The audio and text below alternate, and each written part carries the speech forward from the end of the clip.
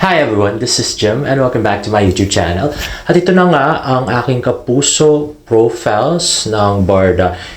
Exclusive video, charot. So para dun lang yun kasi ang haba ng interview at I really love it. Okay, ito na nga ni-retweet ni David or ni-repost niya sa Twitter ang Sparkle Jimmy Artist Center Vice President Miss Joy Marcel discusses the Sparkle's transformation alongside with the Sparkle's best that have captured fans' hearts. Barbie Fortesa and David Licaco, Julian Sanocer and River Cruz, Bianca O'Malley and Ruru Madrid. At ito yung article, Sparkle Jimmy Artist Center stars at their sparkling best. On the occasion of its 29th anniversary, Sparkle ushers in a year of making bigger strides. Text by Aaron Branchisevio, photos by Cyrus Panganiban. Shot on location at Citadines Roses, Quezon City. Ito na nga, ito yung sinabi ni Miss Joy Marcelo sa Barda. Sabi niya, we have to definitely look out for Barbie. She has more to give. Hindi lang yung minahal nyo na siklay sa Maria Clara at Ibarra. Meron pa siyang maibubuga at na mas malaki. Mas exciting pa sa pulang araw, Miss Joy Marcelo teases. Siguro si David ang isa sa mga taong pag tinitingnan ko hanggang ngayon, kinikilig pa rin ako. Sino ba namang di kikiligin kay Mr. Perfect, Mr. Ideal, di ba? Grabe. He has the quality in him na kahit matanda, bata, teenager, kinikilig. For me, he's one of the best leading men in town na meron pa, madami pang pwedeng ibigay. And let's watch this. Plano talaga namin to. Talagang masterminds talaga kami ng love Noong team. 2016 pa lang na nag-audition ako, pinlalo na namin, 2022, mag-love team kami. Oo. Dapat after ng pandemic tayo yung talagang pure sa lahat ng Pati yung Fidel, alam ko na talaga eh. Ikaw na talaga yun. Oo, 2016 pa lang. Kita nyo? Sabi ko sa inyo. Hindi. Ayun na nga, so start pa lang, meron ng talaga, yung kita-kita yung comediatic instinct talaga ni Barang. Talagang nag-i-inject siya ng jokes. Pwede siyang stand-up comedian. At ang maganda, sinasalo talaga ni David. Yung nakakilig. Tapos natawa pa sila doon sa mga joke nila. No? Huy, ang fairness, ang pretty ni Barang dito. Oh, di ba? Grabe. Actually, Hindi namin alam. hindi namin talaga ine-expect. Kasi prior to Maria Clara at Ibarra, galing din kami sa show together yung Mano po. Kami rin yung huling nagka-work talaga. So dito, talagang walang expectations. Kasi parang wala namang anything na nangyari dun sa Mano po. So between the two of us, yung characters namin. So parang dito sa Maria Clara at Ibarra, hindi rin naman yun yung naging focus talaga nung initial story, 'di ba? So, sobrang nag-click na lang talaga, tapos mas dun na rin na umikot yung storya, tapos consistent yung support ng mga tao, kaya mas lalong nakaka-overwhelm for the both of us. I think nung nakikita ko na siya sa TikTok, kasi, di ba, kapag like ka na sa TikTok, it means people like it, di ba? So, Oo nga, I agree dun sa sinabi ni David yung sa TikTok. Actually, ang maganda pa kasi dahil nga hindi sila real couple, wala silang masyadong sweet moments. So yung mga fans ang kinikilig sa kanila, sila na yung mismong gumagawa ng mga sweet moments. Nag-edit kami na kunwari magkasama sila sa ganyan, yung mga picture pinagsasama, yung video pinagsasama, no? Kaya ganun kagaling, ka-creative yung mga fans ng Barda. Grabe. doon ko na-realize, Ang galing gumawa rin kasi ng mga fans ng mga Edits, oo, yung mga parang mini music video, ganyan. Tapos pinagko-compile nila yung mga clips namin ni Fidel tsaka ni Clyde, gano'n. Ako feeling ko eksena-wise parang nag-away tayo, sinampal mo ako. hindi pa yun eh. Mas yung yung binigyan mo ako ng panyo, yun di ba umiiyak ako dun sa gubat, tapos binigyan mo ako ng panyo. Feeling ko yun. Okay. Kasi parang nung time na yun, ang daming nag-tweet nung episode na yun. Tapos nung parang nagbow siya sa akin sa pag-save kay Ibarra, from the buhaya, ganon. Kasi yun yung time na nag-switch talaga yung character ni Fidel. From yung arrogant na mayabang na negosyante, ganyan. Tapos doon parang nagbow siya kay Clay, ganon. Feeling ko, eksena-wise doon. Actually, Di ba? Pero intelligent yung pagkasabi ni Barang doon sa doon sa mga scenes. Hindi lang yung sinampal si David. Yun talagang nagbigay ng panyo. Gusto ko nga, medyo sweet yun. To Maria Clara, sabi ko nga, baka last ko na yun. Kasi parang na-take over na nung yung liking ko and love ko sa business yung pag-artista. But Maria Clara happened and nag-work yung love team namin. So, I'm here, getting interviewed by you guys. So, I mean, I'm super thankful kasi yung mga ganito opportunity rare lang, and also like to be love team with Barbie, siya yung pinakamagaling na artista, Pinaka-hot. pinaka-sexy, Yun. pinaka-ganda. Wala ka na talaga Diba? hanapin Kita niyo yung pa. sincerity talaga. Diba? Kita yung consistency na pagsasabi ni David na super ganda, super sexy. Pero in fairness, ang puti nga ni Barang dun sa dun sa pagkakaupo niya. At saka yung legs niya perfect na perfect. Pati arms niya, no? Grabe. Sexy nga naman. Although, yung pagka-sexy niya, pang dalaginding. Pero sexy, at saka maganda. At saka pa-virgin yung itsura niya. Diba? Grabe. So cute. Kung gusto mo ng cute, sexy, na parang dalaginding yung katawan, at saka matalino pagdating sa mga sa mga talks na ganyan, tsaka sa mga usapin, Barbie na yun. Diba? So yun, kasi syempre di ko man-expect maging artista diba? And like dati nga, nasa nag-audition ako sa show mo, Meant to Be, diba? Nahihiya pa ako sa kanya, ngayon Hindi ka na nahihiya. hindi na ako Hindi na siya nahihiya, nahihiya. diba? Love team na kami. So yun. Hindi na nga nahihiya, no? Yung meron ng kiss sa cheeks, binuhat, inakbayan, kinindatan, at saka niyakap, ganun-ganon. Lips to lips na lang talaga yung wala, nakakagigil kayo. Tsaka bed scene. Ay, bed scene talaga, guys. Charot. Nakakatuwa, tsaka nakakaiyak. Naiyak ka? Naiyak din ako. Lalo na kahapon. Hindi, good job kahapon. Very different. Alam mo yun, no? Meron sila yung parang mga nuances na bigla na lang matatawa yung isa. Natawa na lang si David sa ginagawa ni Barang, no? Grabe. Hindi naman. Bakit? Good. Si David, pinagtanggol yung sarili. Adik. Different. Ikaw naman. Sabi ko lang na different. What makes David different? Hindi ko alam kasi kung up to now, aware siya kung gaano siya kasikat. Kasi parang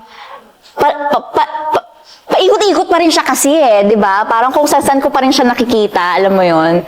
And for someone na nasa ganitong estado ngayon, tapos ganun pa rin yung mindset, i-admire mo talaga kasi ibig sabihin hindi yun yung focus niya, may iba siyang priorities, hindi yun yung talagang goal niya, kaya siya pumasok sa showbiz, di ba? So, yun, I admire that from him. And also yung pagiging Ayun na nga, so dahil kahit sikat na si David, hindi siya down to earth siya, tsaka hindi siya inaano na sikat siya, nilalagay sa ulo yung pagiging sikat niya, yung mayabang ganon. genuine niya. I mean, hindi siya kasi yung tipo ng artista, hindi na lalaki, siya yung tipo ng artista na hindi nagtatry. In a good way, hindi nagtatry, kumbaga parang hindi siya nagpapa-impress kasi. So, what you see is what you get. So, nakikilala mo yung totoong siya. Pag may tinanong ka sa kanya, sasabihin niya kung ano talaga yung nararamdaman niya about it. Bahala ka na kung paano mo tatanggapin yun. Pero, ganun siya. Pero, I would consider David as one of the most sincere leading men I've worked with. True yan. Sabi nga ng mga friends ko, honest daw talaga si David. Kahit yung mga fans niya minsan tinatanong niya, saan ka nang galing, ganyan, anong trabaho mo, mga ganun-ganun daw. Talagang very sincere siya at saka marunong ding makisama, ganyan. Oo, hindi kasi pagka nag-interview kami, totoo yung mga sinasabi niya ha. Ako nga medyo loko-loko pa eh. Pero siya totoo talaga yung mga sagot niya. So, yun. Alin dun? Yung maganda ako. Happy? Oh. Yung maganda ko at saka smart. Uy! Yun. Then, Adik. No, dull moment talaga. No? In fairness naman kay Barong, no?